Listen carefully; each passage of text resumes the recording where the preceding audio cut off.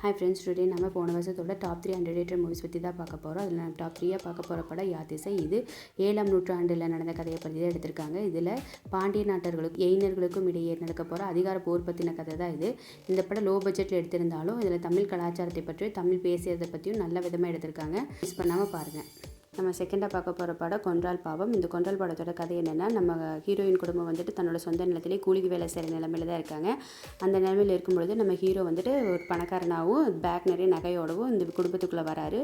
அந்த குடும்பத்துக்குள்ளே வரும்பொழுது ஒரு நாள் தங்குற சூழ்நிலை ஏற்படுது. அப்படி தங்கும்போது அவர்கிட்ட இருக்க பணத்தை எப்படியாவது திருடணும்னு ட்ரை பண்ணுறாங்க. அதுக்கப்புறம் ஏற்பட்ட ட்விஸ்ட்டு தான் அதோட பெரிய ட்விஸ்ட்டு. மூவி பார்த்து தெரிஞ்சுக்கோங்க. டாப் 1 நம்ம பார்க்க போகிற படம் அயோத்தி. இந்த படத்தோட கதை என்னென்னா, ஒரு நார்த் இந்தியன் ஃபேமிலி வந்து தீபாவளி டைமில் ராமேஸ்வரத்துக்கு சாமி கும்பிட்றதுக்காக வராங்க. அப்படி வரும்போது அவங்க அம்மா இறந்துடுறாங்க. அந்த இறந்த பாடி எப்படி அவங்க ஊருக்கு எடுத்துகிட்டு போகிறாங்க, அதில் எவ்வளோ கஷ்டம் வருது அப்படிங்கிறத இந்த படத்தோட மீதி கதை. இந்த படத்தை எல்லாருமே கண்டிப்பாக ஒன் டைமாவது பார்த்துருங்க.